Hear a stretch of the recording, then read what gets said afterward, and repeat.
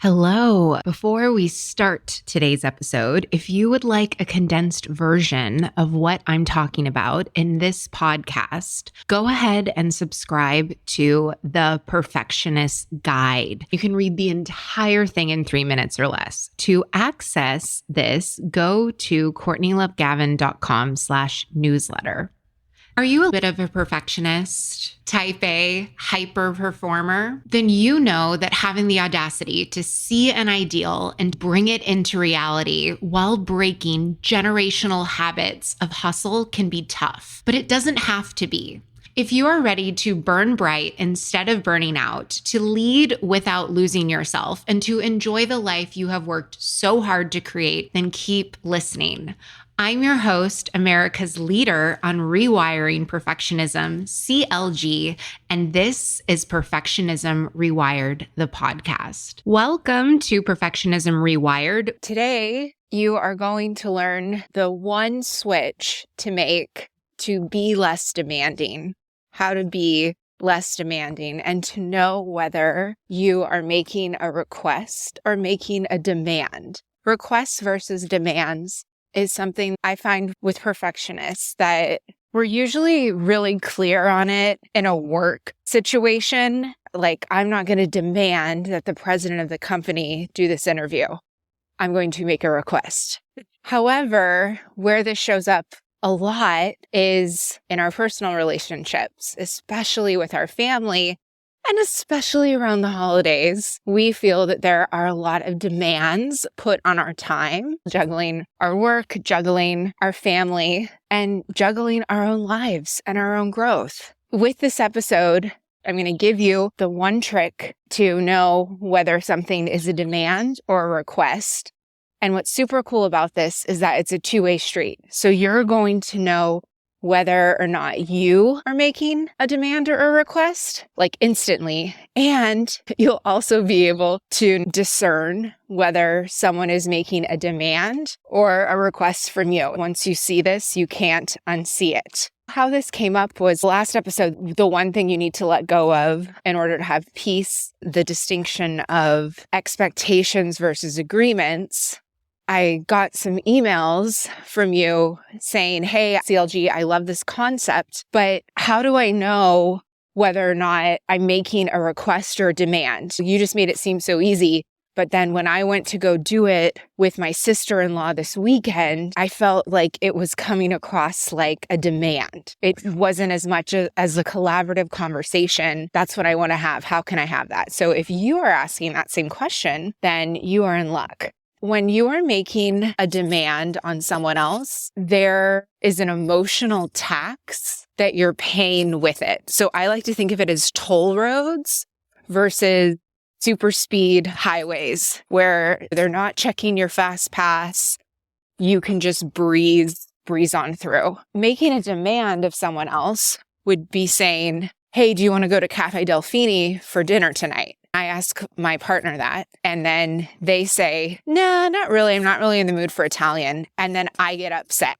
And maybe I'm not upset with them, but I'm like annoyed by their response. That's the tell. That's the tax that you pay. That's the toll. When you ask about something, maybe to do something, making plans, and that you are annoyed with their response, you are upset with their response, you are agitated with their response, maybe you do some guilt tripping, a little bit of the passive aggressive action. Maybe you just grow resentful. Then that is not a request, that's a demand. And if you notice this, that there's a high emotional charge before you even have the conversation, that's when you want to get some coaching so that you can get to a place of neutrality either way. Because see, the other side of it is that if it's a request, you don't pay a tax. That's a super highway. It doesn't stop you. It's not a toll road. You don't need to talk to the window booth person.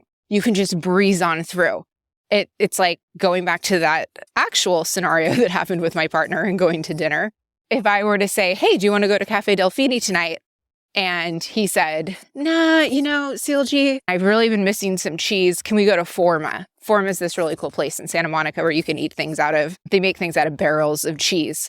So see how it's like a oh, okay, cool. Like it's very much you're leading with curiosity instead of contempt, which I share that core principle in like every single episode, lead with curiosity instead of contempt. So you're curious about it and then you're not upset either way. It's like, oh, okay. And then you're curious, you ask questions about it. You're like, oh, and it doesn't mean that you concede either. Like, it doesn't mean that then you wallow. It's more of like you make this request and then this is where your boundaries come up.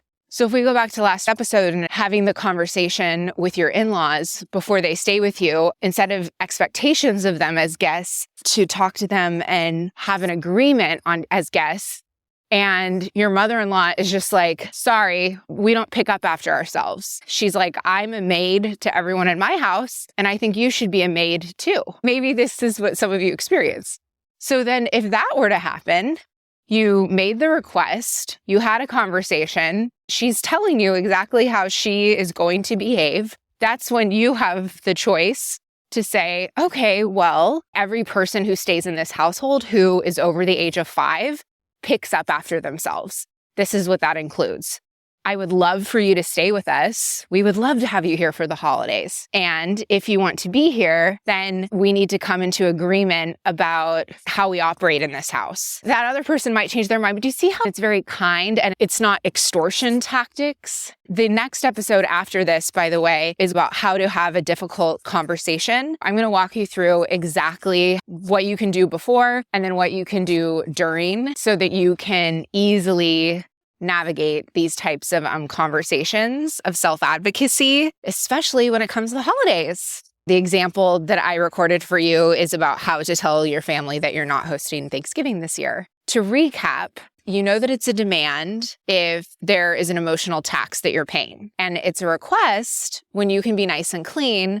That's when you know how to navigate a difficult conversation. And then you go back to the boundaries that you have set within yourself. If boundaries are something that you need help with, that's something that we cover inside the Perfectionism Rewired Accelerator and Perfectionism Optimized. Those are both my one-on-one coaching programs for perfectionists and type A achievers like you.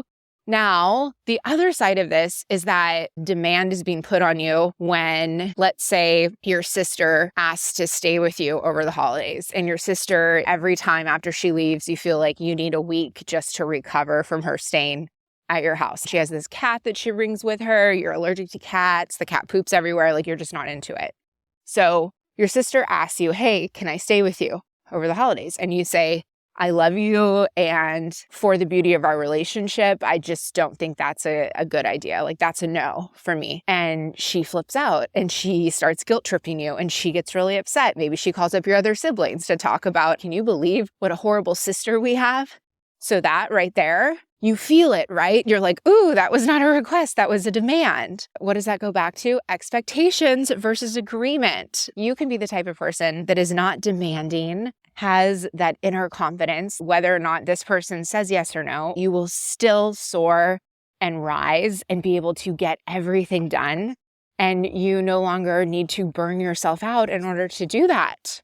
Ask yourself today, when you look across your 4 core pillars, your person, your peace, your prosperity, and your presence, question 1, where is it that you are making demands instead of requests? When you look across those areas, where is it? And then flip side of that, when you look across those same core 4 pillars, where is it that demands are being made on you? Because demands, I like to think of them as ocean waves. Like if you were a place in Malibu, if you don't have a really strong foundation, when you have a lot of demands put on you, you will crumble and you will fall. And this is why we want to get your foundation solid and built. It's titanium, and that nothing can sway or move you.